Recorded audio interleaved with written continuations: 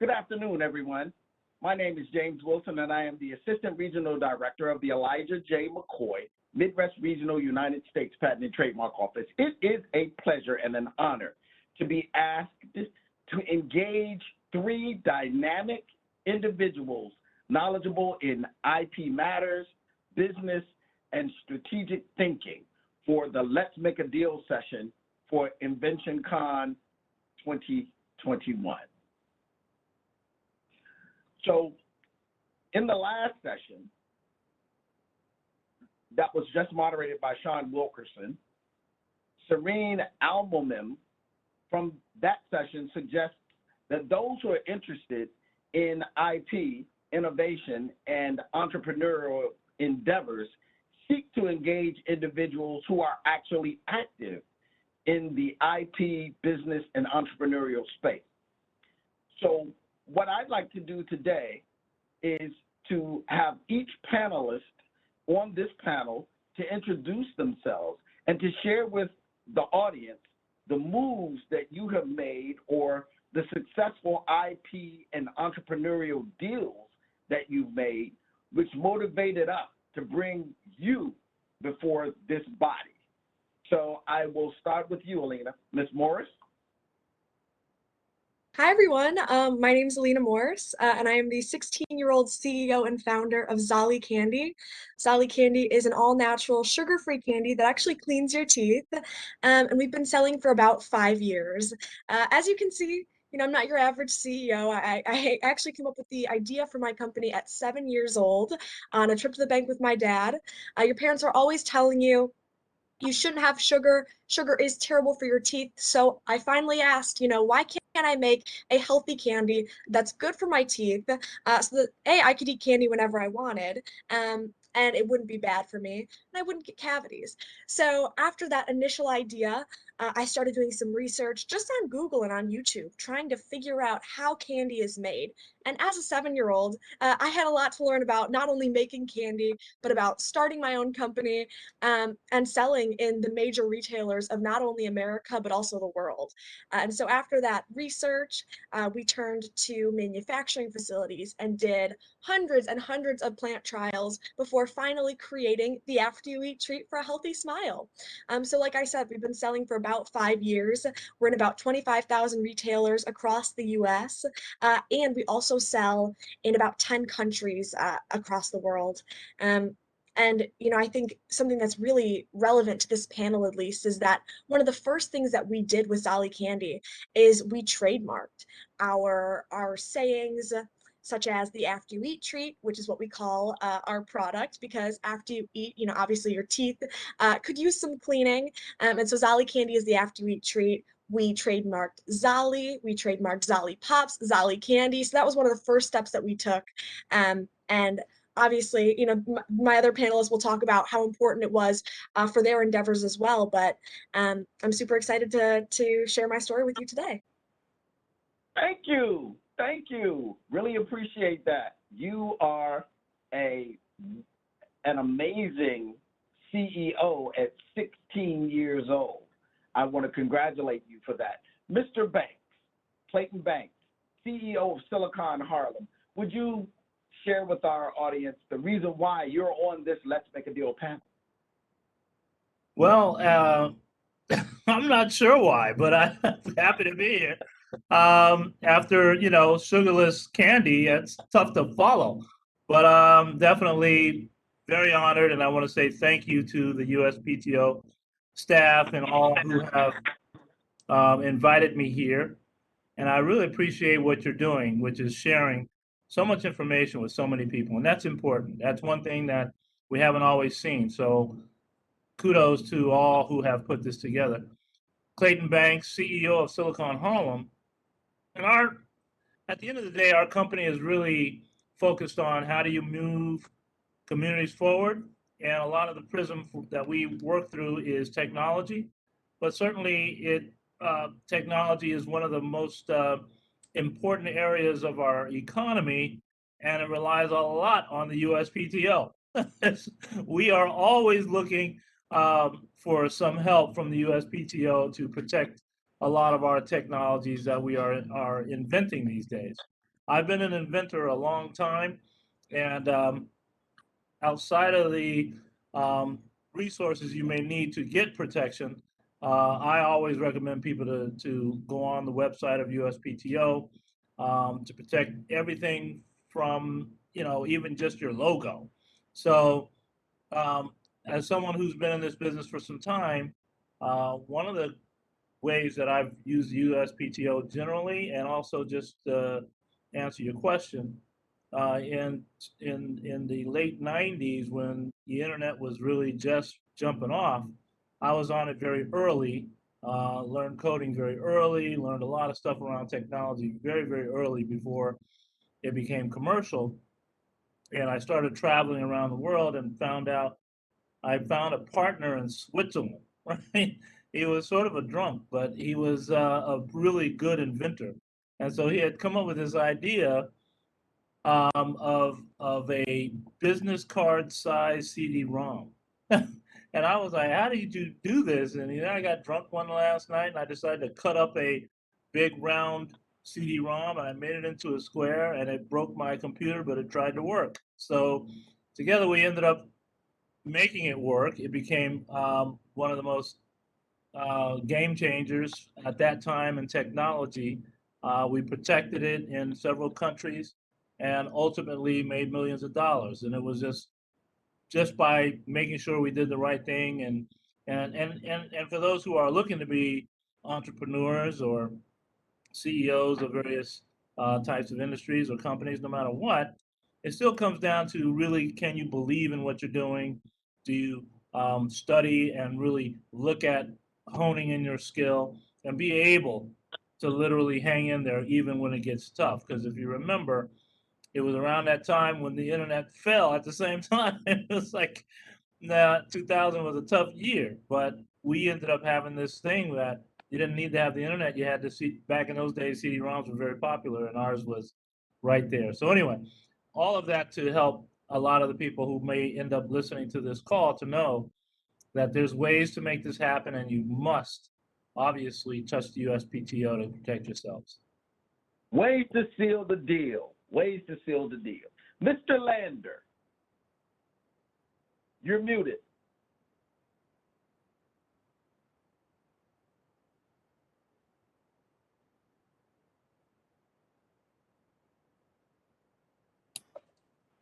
You hear me now? I guess you do. Okay. All right. My name is Jack Lander, and I'm an electromechanical engineer. I've been an inventor since I was 8 years old. I'm hearing a lot of echo. I don't know if what's causing that. I hope that can be corrected at your end. I've been a featured writer for Inventors Digest for 26 years, and I've never missed an issue. My column is called Lander Zone, and hope I have a lot of readers out there. I have 13 patents. Probably the outstanding one is that on a disposable laparoscopic surgical instrument. I was working for a company that made surgical instruments, and they didn't have there was no such thing as a disposable one on the market. In fact, they were not using laparoscopy because they had trouble autoclaving the solid ones, the permanent ones, the ones that they don't dispose of after use. So I invented the internal workings, the safety mechanism, and the rest of it, the rest of the mechanism, and just put it in my lab book and forgot about it. And one day, a vice president came to me in a panic and said they needed a design, and I said I've done it. Did it on my own time and showed them my lab book, and they made a prototype and finally made a product, and that launched the world of laparoscopy. For those of you who may be a little rusty on what laparoscopy is, they stick a tube in your abdomen, and a couple of them, in fact, one for lighting and one for operating and one for camera, sometimes three. And it's the big rage now, rather than cutting you open. I have also three books, a couple of which are on inventions and one on entrepreneurship. I've actually three of them are published by traditional publishers, and the other two I've self-published. Let's see. I think that's about it. I'm not a CEO of anything. Well, I guess you could say I'm a CEO of Multiverse Publications, but it only has one employee, me. So that's not a brag feature. So that's about it for me.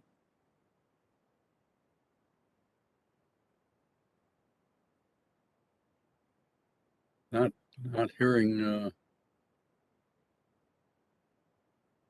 All right, everybody. I hope that I'm unmuted now. Let's make a deal, team, to be open, honest, and have some fun in this discussion today. So I'm going to ask a series of questions and give me your best answer. The first question is a general question that I pose to the body, and each one of you, I'm going to phrase it slightly differently. There is a spirit and an attitude and a drive that leads people to innovate and close the deal to be successful. Alina, what was the spark that motivated you to express yourself through invention at such an early age? Well, for me, I've always kind of had what I would call an entrepreneurial spirit. Um, Ever since I was 3, 4 years old, I've always been coming up with outlandish product ideas, and business inventions. But really, when I came up with Zolly Candy, it connected two of my most important morals, I'd say, and two of my interests. Really, I've always loved helping people. I've always loved finding ways to make people's lives easier, and also being able to combine helping people with my passion for coming up with product ideas and finding new ways to invent things. It was kind of the perfect combination with Zolly Candy, as I am currently helping kids all over the world smile and protect their teeth from tooth decay and cavities. But I also, I'm getting to experience the business world at such a young age. It's very much an exciting and an experience I'm so grateful for. But I would say that spark really just came from something in my DNA where it just kind of clicked with the idea for Zolly Candy, and everything sort of fell into place. But not to say that the hard work didn't come soon after. But yeah, I would say that was the spark. So Clayton, what inspires vision to provide cutting-edge technology in social media, gaming, and communication platforms? There's a common theme when it comes to entrepreneurialism and building a business, closing the deal. There's a common thing that comes through that. Not everyone, but most of it comes from somebody's just mad about something, right? It's like there's something wrong, and so you want to fix it. And if you've already heard on this call, every one of us looked at something and said, "Hey, there's an issue here. Maybe I can figure out how to solve it." And I'm glad that we're on with this call, because that's exactly what I would hope more people would think about. As you look around your world, what is missing? What is not working? What is unfair? And that's what's driven me, especially as I got older and older, is that I realized that there's really significant, even in some ways, sustainable issues that need to be dealt with. We're all dealing right now with the environment, for example. We're all dealing with space adventure. We're dealing with the oncoming autonomy and virtuality. What are the applications? What are the new products? What are the new services are going to be built that will hopefully, in a lot of ways, be inclusive. So I and my inspiration comes from that. Is there some way that I can move people forward? I've been fortunate, like Alina, that I grew up in a way that I got access and exposure. And so there's a lot of people on earth that don't have that. And so that's one of my major, things that is driving me right now, which is how do we give people more access and exposure? Because after that, it's not a issue of intelligence, right? That's not the issue. That's distributed everywhere evenly. The issue is, does everybody have the same or at least some level of access and exposure? So I think a lot Equal of us that access. are in this space of inventing think about that kind of stuff. How will this make an impact? Were you going to say something? Absolutely. Equal access and problem solving. And in that, I'd like to transition to Jack and ask Jack, what force drives you to support the community of inventors with critical and vital information? What is it that gives you that impetus to do that? I've always been a person that helps other people more than just holding the door for them when they were walking through packages or something like that. I've had this feeling, just help my fellow man wherever you can. And being an inventive type, I've discovered along the way, processing patents and things like that, that inventors need a lot of help. And they usually don't know where to start. And that's a big problem. They run out to a patent attorney, a lot of them, and that's the wrong way to go. A person that's starting out and doesn't know where to start should start with looking for sources of information. One being Inventor's Digest, the magazine. That's an excellent source. That's the thing I write for. And there are inventor clubs published in the magazine, so you may have one very close to you or close enough that you can attend it once a month. You'll find a lot of useful information in those clubs. And starting to try to do as much as you can for yourself to begin with. For example, to solve the problem of not going to a patent attorney and paying a big price to have a patent search made and find out that your invention is already made or already patented at least, which is the usual case, by the way. Do a Google search for yourself on Google Patents, and it's very easy to use. And the problem with that is that you'll be bewildered at first as to what this all means. You'll get negative results and you'll get positive results. The negative result would be, of course, that you find that your invention is already patented. But you don't really know that until you read the patent and see what the claims tell you. So one step would be to find out what's out there already in the way of patents that look like your invention. Order those patents and read them. I mean, order them online. I don't mean order them physically, but I mean bring them up online and read the claims. And then you're going to find that reading claims is a tough thing, but you'll learn. One of the ways you can learn is to get David Pressman's book, Patent It Yourself. An excellent book, really excellent. I don't say that about too many books written to inventors. That's a good one. And that'll explain what claims are and how to interpret them. And then you can decide whether the patent already covers what you think you invented. That'll be the general case. You're going to find prior art out there. So helping inventors in any way I can, that's my thing. Can't hear you. Can't hear you. That's fabulous. And that's the theme that I hear from all three of you, that it is critical and important to help others, and that you like to do things that solve problems. And one of the things that I will ask you to do is to put questions for our panelists in the chat and information that you'd like to share, like the title of those books, Jack, please, if you're able, under everyone in the chat function, if you could type the name and the author, that would be great. And that would help us to share the information. You'll be doing exactly what you want to do, solving the problem of providing people with the information that they need. I'm going to get into a series of more specific questions, and I'm going to start with you, Clayton, if you don't mind.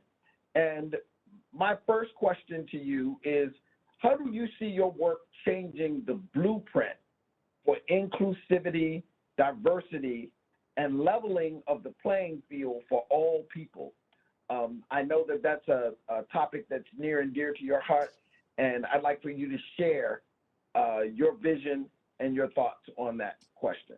Well, thank you, James. It is something that I feel very passionate about.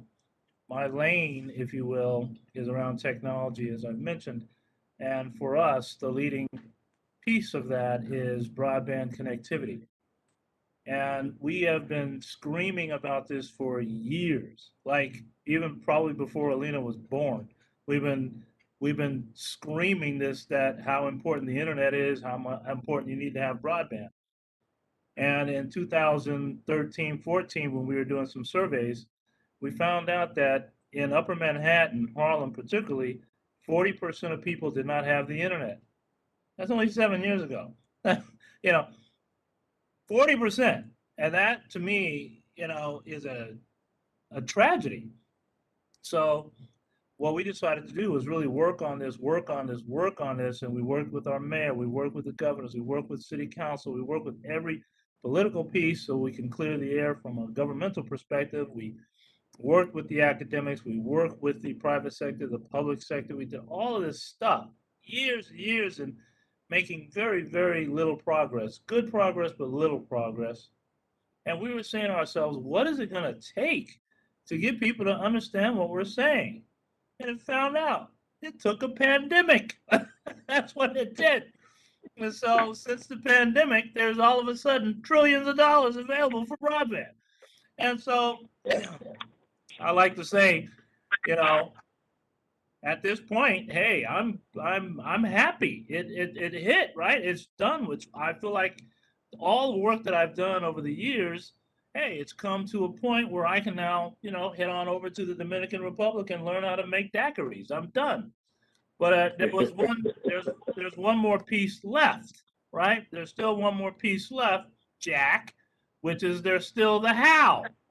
And now we are all going crazy on how to build networks that make it available for everyone. And it's easy for many of us to not even know that people don't have the internet. We just assume everybody has it. It's not true. So my passion and my focus is finding new ways to deliver service, and that's why the USPTO again comes in handy at some point, where we're creating new ways. The old ways that were really good for some time, but good old Alina will never subscribe to a cable company. Why would she do that? None of our kids would go to that stuff. So you got to find new models, new ways, new delivery, all those things. And that's what Silicon Home is about right now in real time. And it's built around what you just said. It is to serve everyone, so everyone can be successful. There's no reason why we can't do that. So that's where we are. And I think there's a lot of people in this lane now. I mean, certainly a lot of people are starting to pay attention to broadband, but even more importantly, we're clearing the infrastructure of this country, which has been desperately needed. And of course, streets, bridges, and tunnels, but now we're adding broadband and connectivity and electricity and all these type of things, autonomy and virtuality become part of infrastructure. So we got a great next 20 years of just figuring out how to upgrade the entire world to make it fair for everyone. And that's what I'm about. Love that answer. Everyone, is this backwards to you? When you see this, is this backwards? No. Yeah. It's Wait, correct. No. InventionCon Yep. at uspto.gov. If you have any questions for these panelists, please feel free to email this site, email this, and we will collect those questions up and we will ask them as we're winding down here and asking the final questions. InventionCon@uspto.gov. Thank you. All right, so my next question is going to be for Alina. And what does the future hold for someone as young as you are, as it relates to having achieved so much at such an early age? You know, I would really say that it is only getting more entrepreneurial in the sense of mindsets and career paths and courses offered, whether you're in high school or college or even in elementary and middle school. There's more education, there's more people spreading the word about starting your own company and being able to be your own boss, and really being able to be an entrepreneur at any age, which I think is important to share, is that, you know, when it comes to entrepreneurship, age is just a number. Um, and, you know, starting kids young is definitely an important part of sharing entrepreneurship with everyone and making it more widespread, because there are programs offered by the government to offer grants. There's grants through private organizations, there's investors, there's angel investors, you know, there's all of these resources for young people, and so being able to share just the basics of entrepreneurship like you would a doctor or a lawyer. You know, kids are taught at such a young age, you know, these are the careers that you can have, and now that we're seeing entrepreneurship integrated within those curriculums is really amazing, and more young people are seeing the opportunity to, you know, start a whole new category, and really, you know, the sky's the limit with entrepreneurship, and kids are so creative and have the and having the opportunity to do something about their ideas, I think is really important. Especially with Gen Z, I've seen a trend of more and more uh, you know, small businesses and entrepreneur influencers popping up every which way, especially through social media. And I think, you know, with the USPTO, having events like this, being able to share the resources to protect these up and coming companies, these up and coming brands, as they are so trendy and desirable to large corporations. It's important for these young entrepreneurs to know how to protect themselves and their ideas. And so I think stuff like this is so amazing, especially in the virtual world, to be able to connect with people all over the country and all over the world. Alina, I sit in awe of someone your age having achieved what you have. One follow-up question: where do you see yourself in 5 years? Well, that's a tricky question because, you know, just as technology is changing and the world is changing, um, you know, my life is changing right with it. And so the trajectory of not only my company, but my schooling and my social life and my personal life, you know, things are constantly changing. And so it's hard to really plan out where I'll be. But hopefully, you know, I'm still going to be learning, still helping people. College is definitely seems to be my path. I love to learn. I love to talk to people and to meet new people. And I think that that's a great opportunity to do so. And I also think, you know, starting other companies, advising other young entrepreneurs, hopefully investing and having the opportunity to support up and coming entrepreneurs. Um, those are things that I hope to be doing in the future. And yeah, you know, you never know what the future holds, but I think those couple things are definitely uh, close to my heart and important, and that I'd love to continue. Fantastic. Jack, I'd like to ask you, what do you believe is the most important information through your communication and experiences with the ITU community that you relay currently? what is the most important information that you feel like you share with the population who's listening right now? That's easy to answer. Inventors need to create a sell sheet. Now, a sell sheet is a single piece of paper with a picture of your invention, a tagline or headline that hopefully describes a little bit of the invention, and tells the primary benefit of that to the person who's going to use it. And then below that are some bulleted subordinate benefits, and finally, endorsements from people. Now, you want endorsements from people who've actually used your product, but if your product isn't on the market, well, you can't. That's impossible, of course. So you can get endorsements from people who would like to use it and use those until you got users. Now, the sell sheet is so important because 100 times, maybe 1,000 times from the inception of your invention till the time you're signing the contract or cashing the first royalty check, across that span of time, you're going to have to explain your invention to a lot of people. And you don't want to do it verbally because you'll forget something, you'll fumble it, you'll put the things in the wrong sequence, you'll emphasize the wrong things, and so on.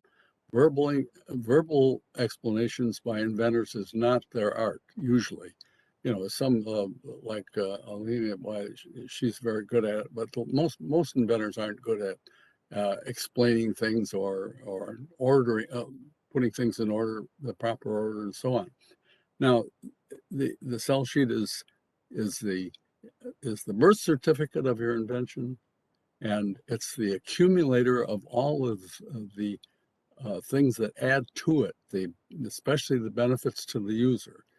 And it's the marriage certificate where you sign a contract and you.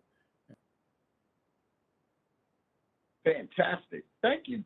You went mute, That's Jack. in the hands of people. All right. Fantastic. So I've got another question, a general question, and this question is for each of you. Can you pinpoint the decision that became a game changer that helped you to do what was necessary to make your invention or your business a reality, actually sealing the deal? Well, I would say for me, the step was, the first investment. And our first investment was only about $7,500 of my birthday, Christmas, grandparent money accumulated, and then my parents matched it. And that was what we put in for the initial plant trials, for the initial manufacturing runs. And that sum really kickstarted what was to be, $1 million company. And so something that I think is hard for a lot of entrepreneurs is to take that first jump. But I think for me, because I had never experienced anything but going all in, with sports, you go all in. You work as hard as you can, you put in the time, you put in the effort. And I would say, with my kind of childlike innocence, I, thought, what's the worst that could happen? And so if we, jumped in and there was no other outcome than it working. And so I think going in with that mindset really helped to motivate us to succeed. I mean, we faced several challenges in the manufacturing and the product development area, but because we had that can-do attitude and we had already made that initial jump, we were definitely more inclined to succeed. So I would say, it's a good piece of advice to don't be afraid to take that first step. And yeah. So once you took that first step, and this question is for you also, Clayton, because Jack, you're already in the arena of publication and information dissemination. Did you find it useful to hire a communication pro to assist you in pitching your invention And if so, how did you settle upon who would be the pitch person for your invention?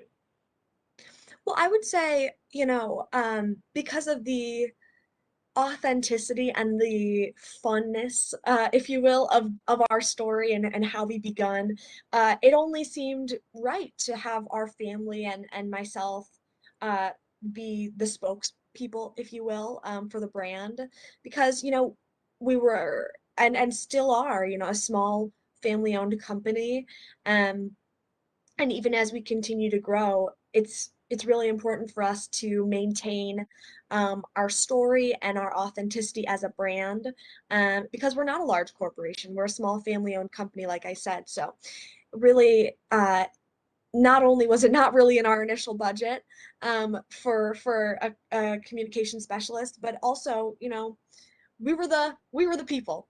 It was my family, and so So, we so knew now that. you're the Well, yeah, we knew the brand like the back of our hand, and so I think that was, really important to share that with people. Um, and I would also say, being the CEO and the inventor gives you, more responsibility to know your stuff. And so I think, sometimes I can agree with Jack, inventors themselves um, could, you know, uh, seek out various communication help. But I would say as CEO as well, I found that it was a good fit to also be the spokesperson. fantastic. What about you, Clayton? I will. I'm going to answer it a little bit different. I think you heard a lot from Alina. I will take it a little bit different look at this. So when it comes to invention, that's one thing. When it comes to business, it's another thing. So when you are, if you are lucky enough to get a patent or some sort of protection of your idea, the question becomes, what are you going to do? That may determine whether you want additional communications help or not. But in this new era that we are in now, there's people making millions of dollars just using TikTok. I mean, so we got to be realistic. There's other ways that this gets done now, from a how do you connect with people. But here's the nugget I hope everyone can take away, and this is more on the business side. And that is this: no matter how great your invention is, and you can still make money if nobody even cares about it. But the reality is, in business, you ought to get a customer. That's what you first thing you should try to make sure somebody likes what you're doing. I mean, otherwise, what's the point if nobody cares about what you're doing? So I find it interesting that everybody wants to raise all this money and do all this communications and do all this work, and no one's buying your product or your service. To me, that's a real good measure for yourself to say, hey, does anyone want to, even if it's a trial or some sort of free access, but you got to do something to make sure that the product or the service that you have created or invented is something that other people will pay for, and from a business perspective. So I want to share that. I just wanted to share that nugget. Otherwise, sure, if you get clients, it becomes a little bit better because they can tell other people. So there's a communication channel there. And from time to time, these are vendors, they're not until you get to the point where you have enough resources to hire one to be on your team. You can have a professional do it for a short period of time, see if it makes a difference or not, and all that kind of stuff. But do the fundamentals first. Communications comes later. Gotcha. So Jack, over the years, I asked the communication question of the two CEOs, but for you, over the years, what changes have you seen and discussed with your colleagues in the field that have exerted the most impact upon your audience, your fellow inventors, and those who you have the opportunity of engaging in the IP ecosystem? Well, I have to go back to the sell sheet, and I agree with what Clayton was saying about testing finding your customers and testing them. And that's one of the main uses of the sell sheet. It's got many. And by presenting your information in an orderly way and showing the benefits, stressing the benefits of the device, and then using this sell sheet as you might say, a virtual prototype. Get it out there. I mean, of course, you want to have your patent applied for. You want to be secured when you do this because you're revealing your invention. Get the sell sheet out there into the hands of people, relatives, friends. That's second best. Get it in the hands of people that you don't even know, total strangers, and get feedback on this, because this is the way. There's no sense in developing a product that nobody's going to buy, as Clayton has said. And the sell sheet is the primary means of communicating what your invention's all about to everybody, anybody, patent attorneys. When you go to get a patent, you want to tell the patent attorney what your invention is about, what it does, how it benefits people. And by having a preliminary sell sheet before you have your patent application in, you can do that and do it in an orderly, coherent way. And inventors are not good at explaining things because they go off on features and not benefits. And the emphasis should be on the benefit to the user, not on what the great feature that you, in your brilliance, devised. Right. I got you. So I have another question that I'd like to pose, and it is, have you considered or have you taken your inventions abroad? Do you operate in other countries? Have you found other markets other than the United States where you are moving into or have moved into, and what has that experience been like for you? Well, for me, it seemed like the next natural step after we started selling in. Basically, all the major retailers in the US, we decided, it was time to branch out.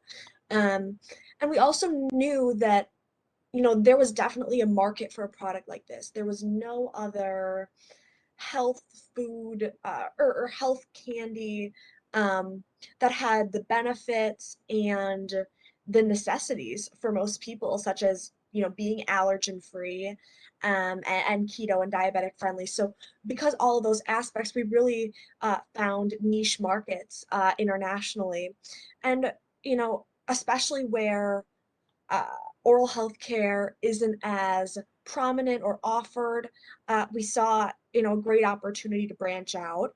And it really started with meeting various buyers for markets at trade shows, and reaching out to them through events like that, where we first started connecting in international markets. We also saw, kind of slowly, by working well, we've also had the pleasure to work with amazing distributors internationally, but we started to see our statistics climb, especially in our Asian markets, China, Korea, the Philippines. We really saw um, a lot of success, not instantaneously, but we saw kind of a consistent trend of growth in these markets, which was very uplifting, and definitely pushed us to grow into more European markets. And we also found that we could use our current messaging and our current media tools that we were using in the US and repurpose them, with the help from our distributors, to create captions and subtitles, to help with the language barrier. But we found that content could be used, and that like it kind of depends on the market, but we can still use our names and our English packaging, and the trademarks that we have in the US. And so we found that having all of that messaging, and having it be very consistent and clear with our national packaging has helped us expand easier into other markets.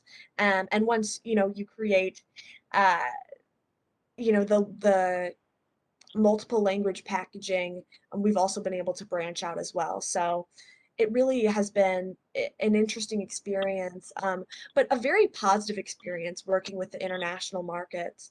Um, and now we do quite a bit of business overseas. So Clayton, I know that your focus is connectivity in the United States, but have you considered and or looked at markets in other areas, Africa or some other continent or other places? Well, absolutely. We actually do have partnerships in South Africa, and we are definitely worldwide from the perspective of our desire. I want to go back to your question, though, which was, should we be getting patents in other countries? And I had that experience, but I took it a different way. So when I was looking at that, I thought it was just a mess to try to figure out how to get a patent in every country. That was like, to me, it was a mess. So I didn't want to do it. What I did is I offered a license for a company in that country to have access to our invention and create a patent for themselves. And that created a rapid way to deploy it around the world. So that was my approach to it.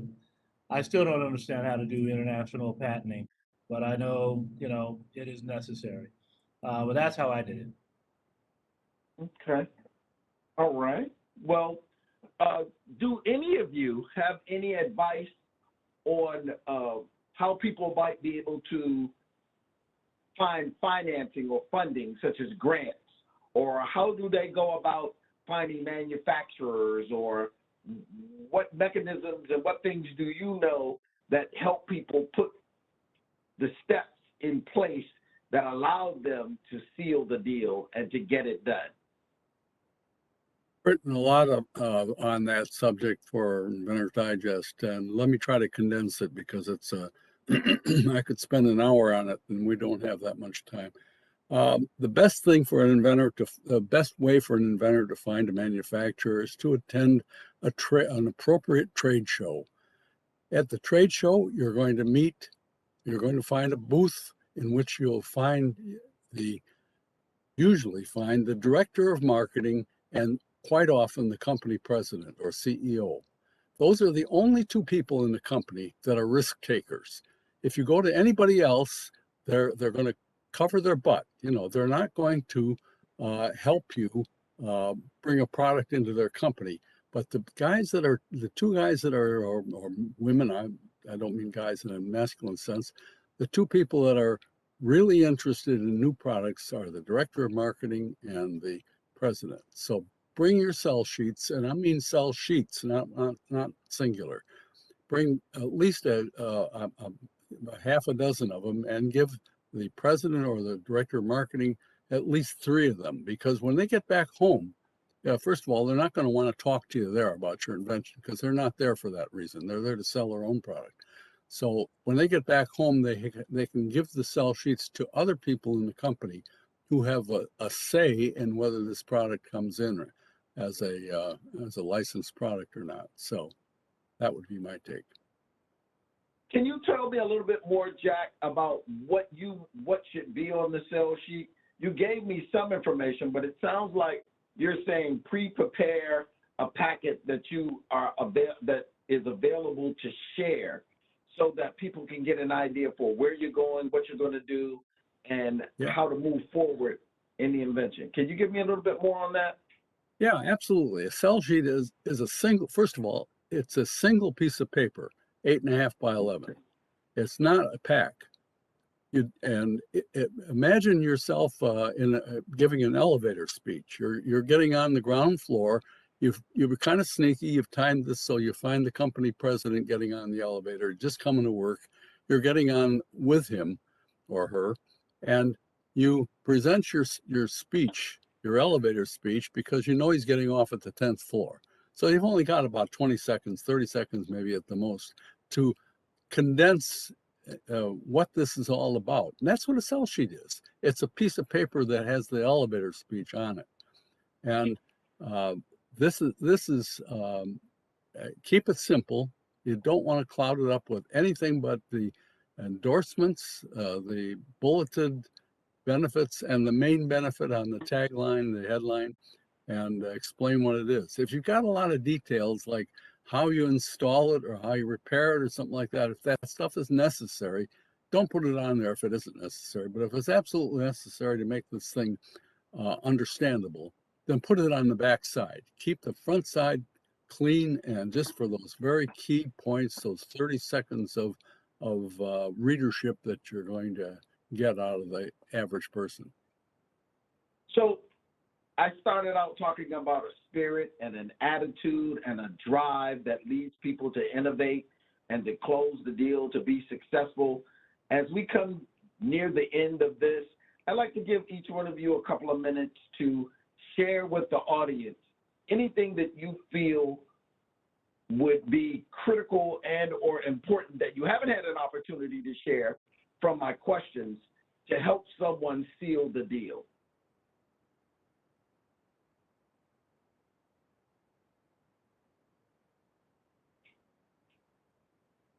Who wants to go first?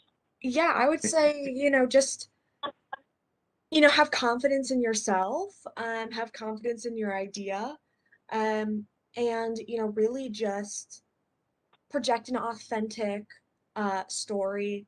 And people want to connect with people. People don't want to connect with the fakeness or inauthentic pitches. You want to share, obviously the importance of what you're doing, your product, your brand, how it's functional, how it's helping people. But, show the real you. You're not a robot. You don't have to act like one. And I think that's a really important aspect of business that that not only investors but executives and buyers can connect with. So I would say just try to maintain that realness and that authenticity. Also, always be prepared.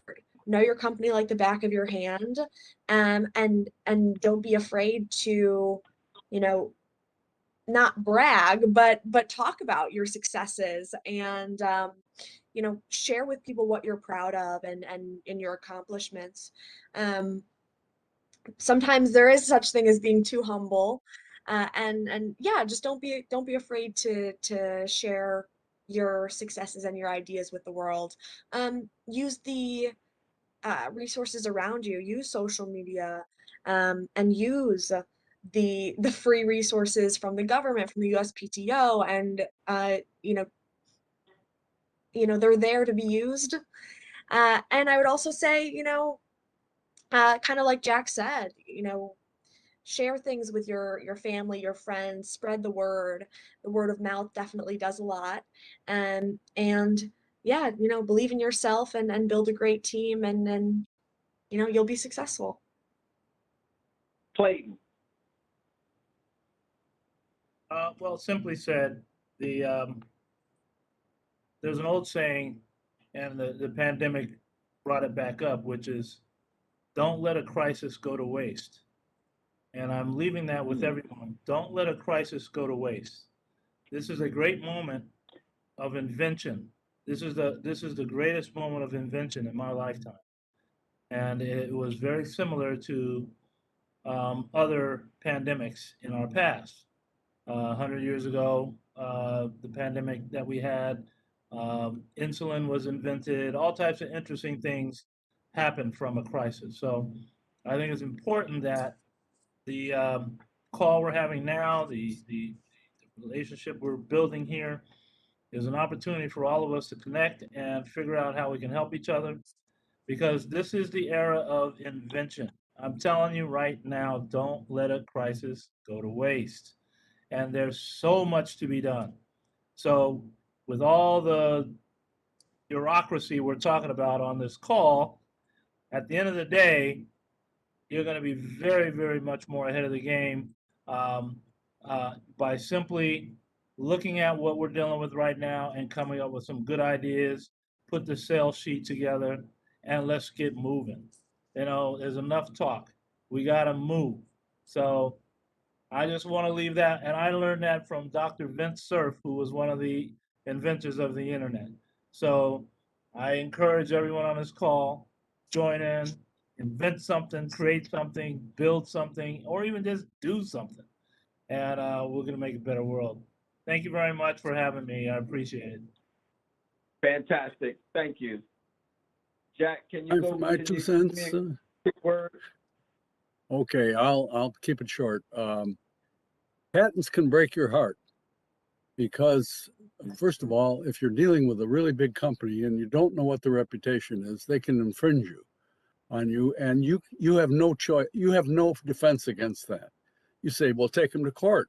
Yeah, it's your money if you take them to court, and it'll cost you not hundreds of thousands, but millions of dollars by the time you go through the appeals court. So try to stay away from the really big companies and start small and build toward the big companies, but don't let that be your first invention, because you will probably be infringed. Figure it that way. Patents are challengeable. Just because you have a patent doesn't mean that it can't be challenged by somebody who doesn't like that idea. It isn't convenient for them. So if they challenge it, they can take it to the patent office and challenge it without going to court, and the chances are that the challenger wins. It's not 90-10, but probably 55-45, 45% in your favor and 55% or maybe 60% in their favor. So patents can break your heart. Be very careful. Choose your patent attorney carefully, and make sure that you have a rapport with your patent attorney. Ladies and gentlemen, Sean Wilkerson is with us now. So that really means that we're at the end of our time. I want to let you know what a joy it's been and what a great time I've had just talking to you and asking you questions and listening to the answers that you had to provide, so that those who are interested in closing the deal and making the deal have a better understanding about manufacturing and finance and the attitude and the like that goes into that. So I really appreciate you taking time out of your busy schedule to spend this time with the USPTO during InventionCon 2021. And Sean, I turn it over to you. Thank you, James, Clayton, Jack, and Alina, for sharing so much and letting us build upon that. We appreciate your time today.